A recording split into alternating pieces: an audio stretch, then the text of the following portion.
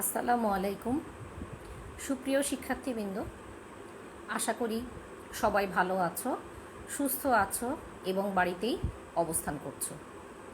আমি যথারীতি তোমাদের সাথে যুক্তিবিদ্যা ক্লাস নিয়ে আবার ফিরে আসলাম। যুক্তিবিদ্যা দ্বিতীয় পত্রের পঞ্চম অধ্যায় কার্যকারণ সম্পর্ক প্রমাণ পদ্ধতি নিয়ে আমরা আলোচনা করছিলাম। এই কার্যকারণ সম্পর্ক প্রমাণ পদ্ধতিতে আমরা দেখেছিলাম যুক্তিবিদ J.S. মিল তার পরীক্ষণমূলক পদ্ধতিকে 5টি ভাগে বিভক্ত করেছিলেন। এই 5টি বিভাগ অপনয়নের 5টি সূত্রের উপর প্রতিষ্ঠিত, যে কারণে আমরা আজকে এখন অপনয়ন কাকে বলে এবং অপনয়নের সূত্রগুলো নিয়ে আলোচনা করব। আমরা সবাই জানি কার্যকারণ সম্পর্ক প্রমাণ পদ্ধতি নির্ণয় করার জন্য আমরা যখন পরীক্ষণ এবং নিরীক্ষণ কার্য চালাই তখন আমাদের সামনে বহু রকমের দৃষ্টান্ত উপস্থিত থাকে। এই দৃষ্টান্তের মধ্যে কিছু দৃষ্টান্ত থাকে যেগুলো গ্রহণীয় নয়, অর্থাৎ যেগুলো বর্জনীয়, আবার কিছু দৃষ্টান্ত থাকে যেগুলো গ্রহণযোগ্য। আমরা গ্রহণযোগ্য দৃষ্টান্তকে রেখে যে দৃষ্টান্তগুলো গ্রহণযোগ্য নয় সেগুলোকে বাদ দিয়ে দিই। এই বাদ দেওয়া বা বর্জন করা বিষয়টিকেই বলা হয় অপনয়ন বা এলিমিনেশন। আমরা এখন এই অপনয়ন বা এলিমিনেশনের 5টি সূত্রকে আমরা দেখব। এই 5টি সূত্রের উপরই J.S. মিলের 5টি পরীক্ষণমূলক পদ্ধতি প্রতিষ্ঠিত।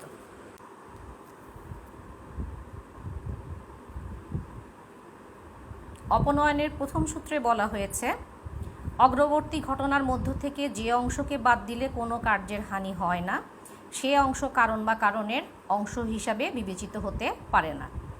দ্বিতীয় সূত্রে বলা হয়েছে, যদি পরবর্তী ঘটনার হানি না করে পূর্ববর্তী ঘটনার কোনো অংশকে বাদ দেওয়া সম্ভব না হয় তাহলে সেই অংশ পরবর্তী ঘটনাটির কারণ বা কারণের অংশ হতে বাধ্য। তৃতীয় নিয়মে বলা হয়েছে, পূর্ববর্তী এবং পরবর্তী দুটি ঘটনাই যদি পরিমাণের দিক থেকে সমানভাবে বাড়ে এবং কমে তাহলে বুঝতে হবে উক্ত দুটি ঘটনার মধ্যে কার্যকারণ সম্পর্ক বর্তমান রয়েছে। চতুর্থ সূত্র অনুযায়ী, যাকে অপর একটি ঘটনার কারণ বলে জানা যায় তাকে অন্য ঘটনার কারণ বলা যাবে না।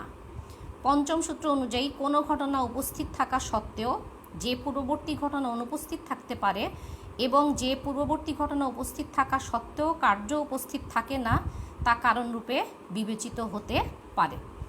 এই 5টি সূত্রের উপরই মিলের 5টি পদ্ধতি প্রতিষ্ঠিত। আমরা এখন এই সূত্রগুলোকে একটু ব্যাখ্যা করে দেখব, উদাহরণের সাহায্যে দেখব, তাহলে আমরা এগুলো সম্পর্কে বিস্তারিত বুঝতে পারব। প্রথম সূত্রের ব্যাখ্যাটাতে আমরা একটু দেখি।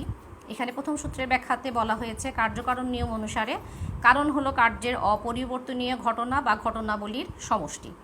কার্যকারণ নিয়ম অনুসারে কারণ কার্যকে ঘটায়। কারণ উপস্থিত থাকলে কার্য ঘটে, না থাকলে ঘটে না। এজন্য প্রথম সূত্রে বলা হয়েছে, অগ্রবর্তী ঘটনার মধ্যে যে ঘটনাকে বাদ দিলেও আলোচ্য কার্যের কোনো ক্ষতি হয় না তাকে কারণ বা কারণের অংশ বলে মনে করা যায় না।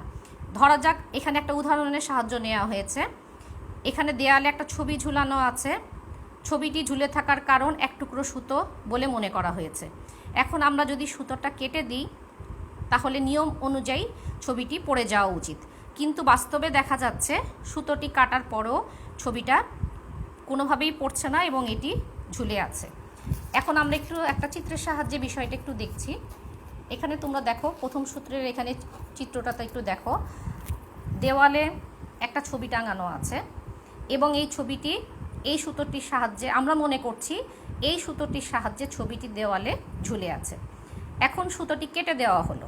সুতোটি কেটে দেওয়ার পরেও ছবিটি যথারীতি ঝুলেই আছে, এটি কোনোভাবেই পড়ে যায়নি। তাহলে এখানে ধরে নেওয়া যাচ্ছে এই ছবিটি ঝুলে থাকার অন্য কোনো কারণ আছে, ছবিটি ঝুলে থাকার কারণ না।